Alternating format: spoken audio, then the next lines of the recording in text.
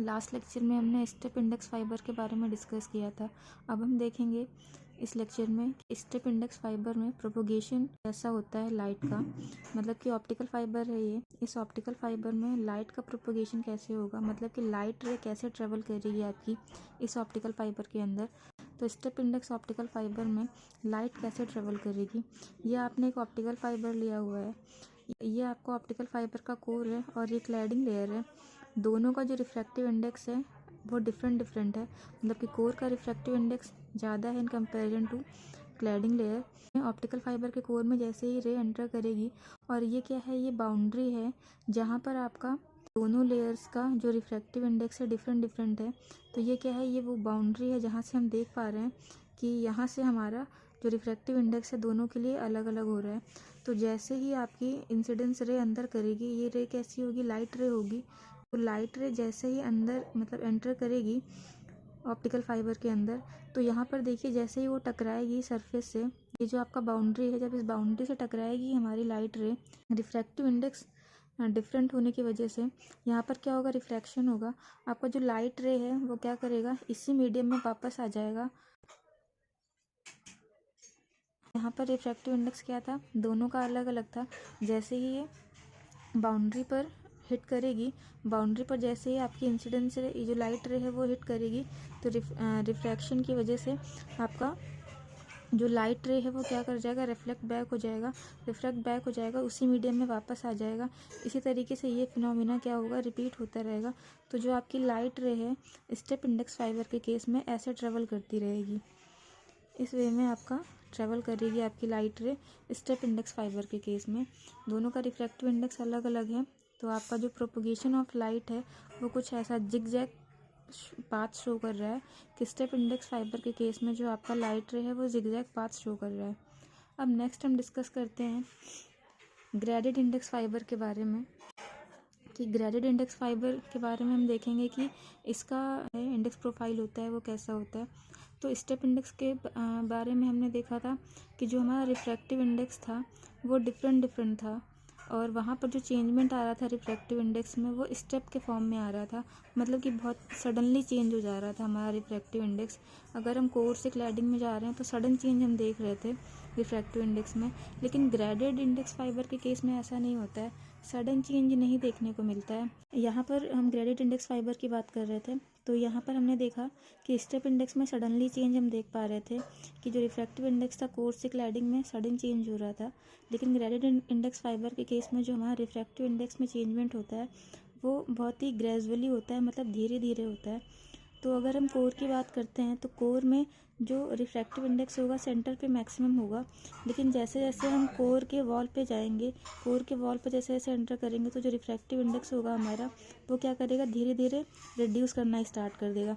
मतलब कि refractive index जो है वो कोर पर मैक्सिमम होगा, लेकिन जैसे जैसे आप कोर की वॉल पर पहुंचोगे, ये आपका क्या है, कोर का वॉल है, तो जैसे आप कोर की वॉल या फिर सरफेस बोल लीजिए, तो कोर की सरफेस की ओर जैसे ही आप बढ़ोगे तो रिफ्रैक्टिव इंडेक्स क्या होगा, वो डिक्रीज करना स्टार्ट करेगा।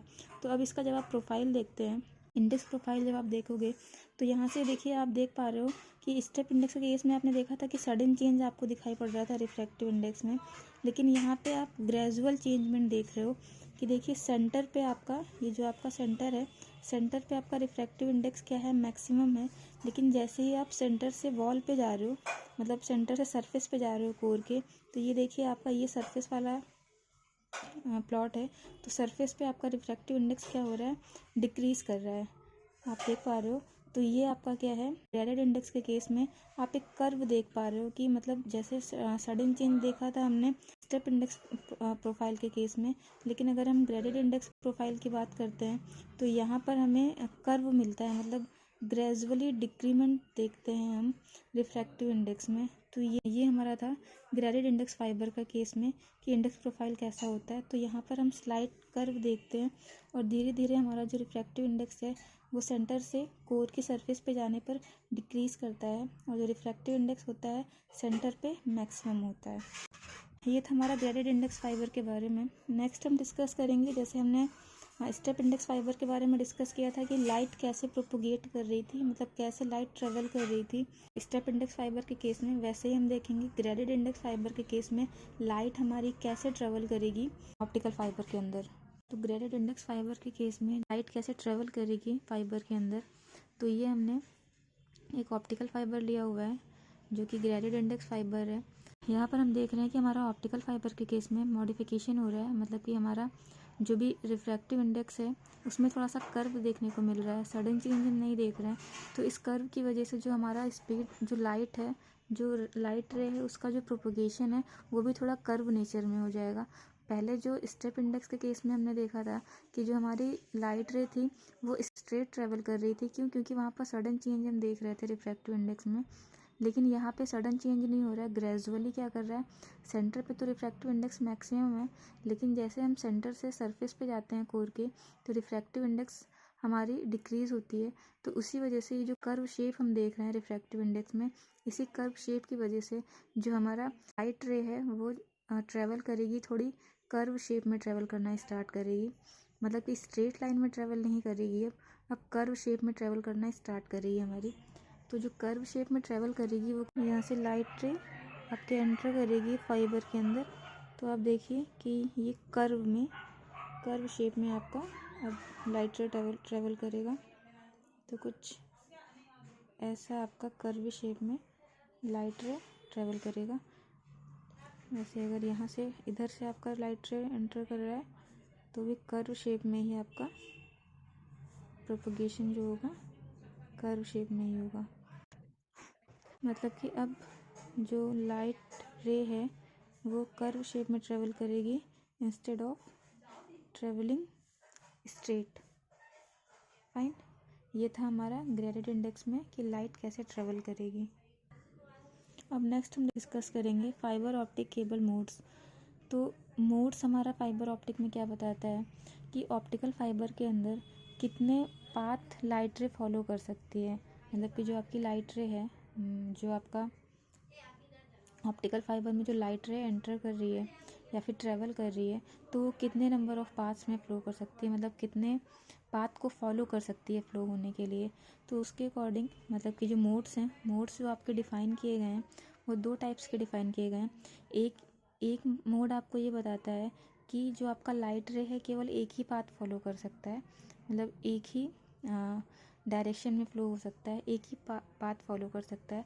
तो उसके अकॉर्डिंग जो प्रोपोगेशन मोड है वो उसको हम क्या कहेंगे, सिंगल मोड प्रोपोगेशन। देखिए अगर पाथ हमारा फॉलो कर रहा है तो उस प्रोपोगेशन मोड को कहेंगे सिंगल मोड प्रोपोगेशन। और अगर एक से ज़्यादा पाथ फॉलो कर रहा है आपका ऑप्टिकल फाइबर, जो लाइट रे है, लाइट रे अगर ऑप्टिकल फाइबर में एक से ज़्यादा पाथ फॉलो कर रही है तो उसको हम कहेंगे मल्टी मोड प्रोपोगेशन।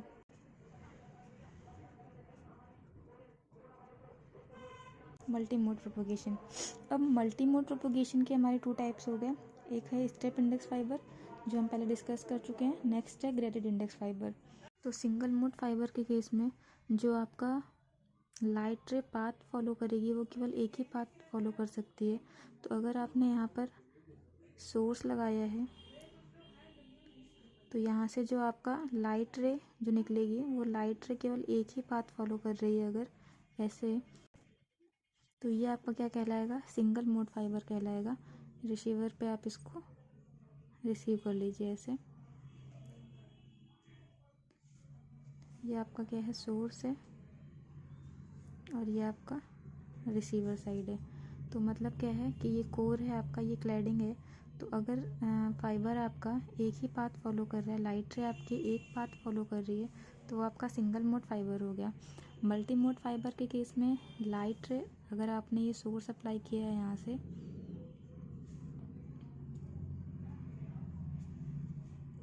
और ये आपका रिसीवर साइड है, तो यहाँ से अगर आपका जो लाइट रे है वो एक से ज़्यादा पाथ फॉलो कर रही है, सपोज आपका एक पाथ ये हो गया, एक पाथ आपका ये हो गया,